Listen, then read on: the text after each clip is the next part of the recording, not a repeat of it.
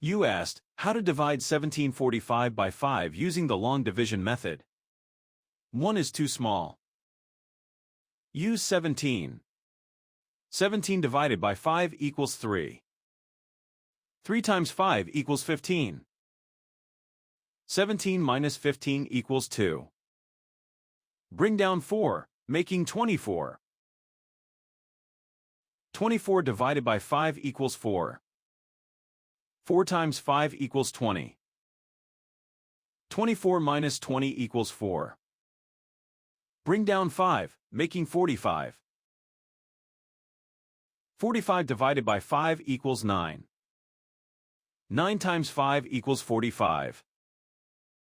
45 minus 45 equals 0. The remainder is 0. The final result is 349.